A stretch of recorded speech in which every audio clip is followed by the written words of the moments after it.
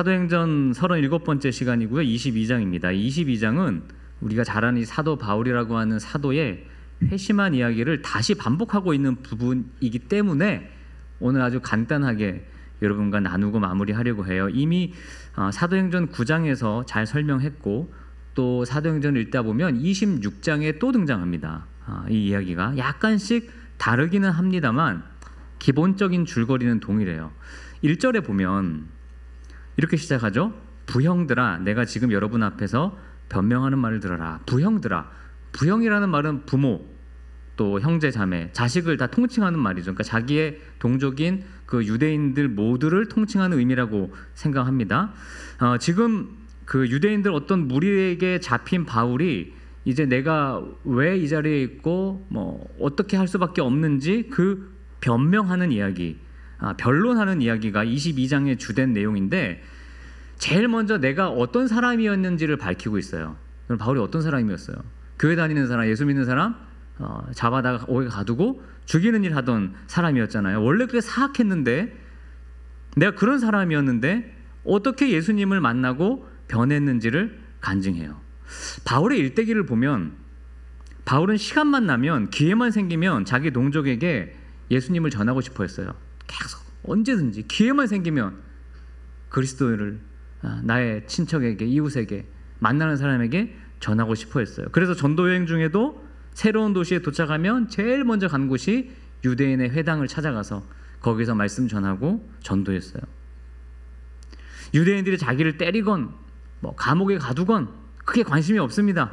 헤어지기 전에 떠나기 전에 어떻게 해서든지 그 사람들에게 내가 예수님 만난 이야기를 꼭 얘기해주고 싶었어요. 우리 오늘 이렇게 형제들이 저녁하고 인사했지만 사실 우리 회사교회를 다닌 우리들이 성도들이 하는 일은 이들에게 우리가 만난 예수님을 그냥 조금이나마 어떻게든지 전해보고자 하는 아마 우리들의 노력일 거라고 저는 생각합니다. 여러분, 근데 우리가 어떻나요? 사실 우리를 잘 돌아보면 뭐 저희들이 예수님을 안 믿는 것은 아니지만 내가 만난 예수님을 별로 그렇게 많이 얘기해 보지는 않는 것 같아요. 사람을 만나서 난 예수님 이렇게 만났어요. 내가 만난 예수님 이런 분이에요. 크게 얘기를 잘 안 하죠. 얘기하고 싶어 하지도 않는 것 같고 늘 우리는 예수님을 믿어도 내가 우선이고 내가 먼저고 내 얘기하고 싶죠. 이게 좀 딜레마라면 딜레마인 것 같아요. 예수님을 믿긴 믿는데 예수님을 내가 만난 예수님을 전하고자 하는 그런 어떤 열망 이런 게 좀 부족하지 않나, 우리 안에 좀 많이 적지 않나라는 생각입니다. 우리 다가노부생들이 이렇게 예배 전에 잠깐 우리 목사님과 모임을 갔는데 사실 그런 모임을 통해 우리가 나누는 이야기가 다 예수님 만난 이야기입니다. 또 어떻게 하면 예수님을 만날 수 있을지, 이거는 사도나 목회자만 하는 일이 아니라 예수님을 만난 사람은 누구나 해야 할 주님의 지사한 명령입니다. 바울은 2절부터 자기가 만난 예수님을 진짜 아주 정확하게 일목요연하게 설명해요. 이미 다 읽어보셨고 이전에도 읽었습니다. 모르는 분들도 있겠지만 바울의 예수님 만난 이야기, 이 바울의 회심 사건, 다메섹 동산에서 빛으로 오신 예수님을 만나 그 빛을 보다가 눈이 멀어서 아나니아라고 하는 사람이 눈을 띄워준 이야기, 그 후 바울은 목숨을 아끼지 않으면서까지 자기가 만난 자기 인생의 주인 예수님에 대해 전하면서 살아가는 이야기, 이게 우리가 읽는 사도행전의 말씀이죠. 그럼 이제 중요한 건 뭐냐? 자, 오늘 여러분에게 드리고 싶은 말씀, 결론. 여러분이 만난 예수님 이야기가 궁금합니다. 여러분이 만난 예수님 이야기가 궁금합니다. 여러분이 만난 여러분의 예수님 이야기를 바울처럼 2분에서 3분 안에 요약해 주실 수 있으십니까? 여러분이 만난 예수님. 제가 예전에는 이렇게 있었던 교회마다 사순절 기간에 특세를 하면서 교인들에게 그 특세 이제 때 새벽에 한 분씩 정해서 내가 만난 예수님 이야기를 한 5분 정도 이렇게 꼭 간증하도록 했던 시간을 항상 가졌었어요. 어느 교회나. 그거는 그렇게 했던 이유는 너무 그게 제게 은혜가 됐기 때문입니다. 우리 각자가 다양한 방식으로 예수님을 만났고 저분에게 어떻게 예수님이 은혜를 끼치셨고 어떻게 임재하셨는지 그런 이야기가 너무 도움이 됐었어요. 얼마나 은혜가 됐던지 몰라요. 바울에게 찾아오신 예수님, 바울은 그분을 주라고 부르면서 묻습니다. 오늘 읽은 말씀에 보니까 이 주라는 거는 주님이란 뜻이잖아요. 주님, 주여, 누구십니까? 그랬더니 예수님이 뭐라고 하셨죠? 네가 박해하던 예수다. 여러분, 우리가 주님께 묻는다면 주님 여러분에게 뭐라 말씀하실까요?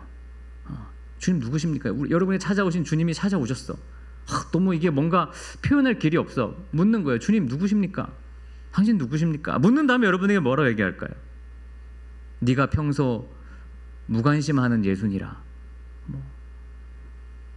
네가 평소 기도할 때만 찾는 예수니라. 궁금하지 않으세요? 좀 궁금하긴 해요. 그럼 예수님이 나에게는 뭐라고 얘기하실까?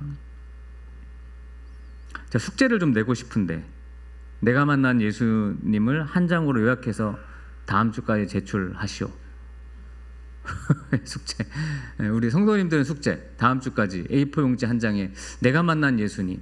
딱 읽으면 한 2, 3분 안에 끝날 수 있는, 바울처럼, 오늘 바울이 이렇게 얘기했던 것처럼 내가 만난 예수님은 딱 이런 분이라고. 숙제 내면 교회 안 오실까 봐.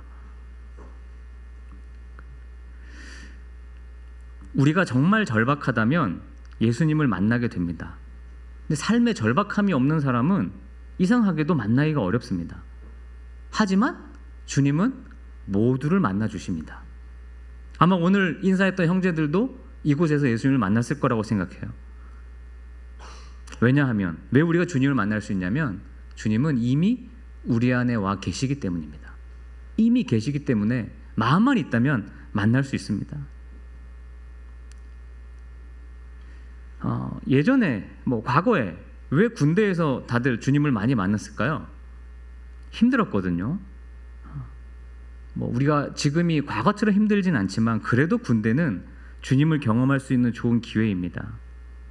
바울이 결국 로마에 가서 순교했던 건, 그 순교의 자리까지 표대를 향하여 달려갈 수 있었던 건 예수님을 만났기 때문이에요. 자기의 그 만남이 있었던 거예요. 그 은혜가 너무 크기에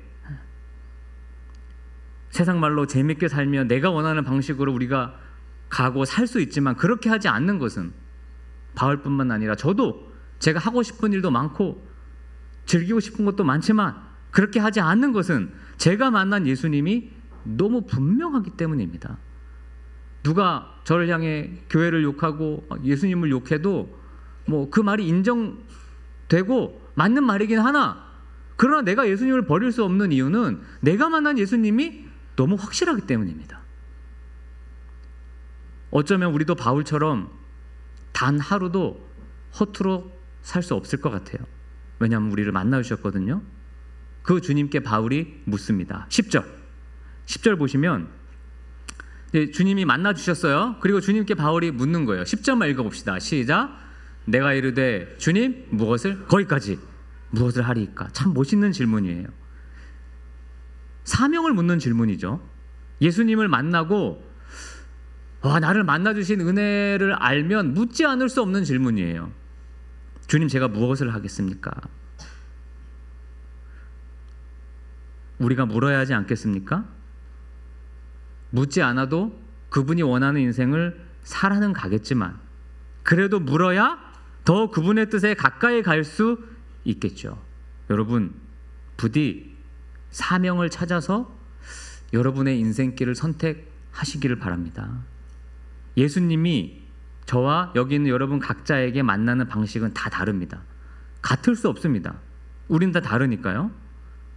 바울이 만난 예수님, 제가 만난 예수님, 여러분이 만난 예수님은 다 다릅니다. 그러나 다르게 만나주셨지만 예수님을 만난 사람들은 거의 동일하게 묻습니다. 주님, 제가 무엇을 할까요? 이 해사교회에서 무엇을 할까요? 해군 해병대에서 나를 보내주셨는데 제가 무엇을 해야겠습니까? 분명 목적이 있어 나를 부르셨기에 그걸 미션이라고 합니까? 그럼 미션? 우리도 때론 미션 임파서블인 것 같아요. 하나님께서 바울의 눈을 잠시 멀게 하신 것처럼 우리의 눈을 때로는 감고 과연 내가 살면서 내 노력으로 얻은 게 있는지, 하나님의 은혜는 아닌지, 나의 욕심, 내가 원하는 방식이나 길이 아닌 주님이 원하시는 뜻과 사명을 위해 우리는 매주일 눈을 감습니다. 주님, 제가 한 주도 어떻게 살아야 될까요? 저는 어디로 가야 할까요? 무엇을 해야 할까요? 21절을 보면 마지막 절이죠. 이렇게 되어 있습니다. 함께 읽어봅니다. 시작. 나더러 또 이르시되 떠나가라. 내가 너를 멀리 이방인에게로 보내리라. 사도 바울에게 새로운 일을 주셨어요. 너는 이방인을 위한 사도다. 유대인들이 아니라, 너를 지금 감옥에 가둔 저들이 아니라 새로운 이방인을 위해 내가 너를 준비했다. 그것이 너의 새로운 미션이다. 주님은 여러분을 새롭게 부르셨습니다. 해군에서, 아까 우리 형제가 밖에서 교회 안 다녔는데 여기 와서 회사교회를 다녔다. 물론 나가면 또 안 다닐 확률이 90%지만 그럼에도 하나님은 여러분에게 미션을 주신 거예요. 새로운 제2의 인생으로. 여러분, 우리가 만난 예수님은 너무도 분명합니다. 누가 뭐래도, 누가 아니라고 해도 거부할 수 없어요. 우리는 나의 주님을 모두 그렇게 만났고, 그리고 만날 겁니다. 그리고 만나야 합니다.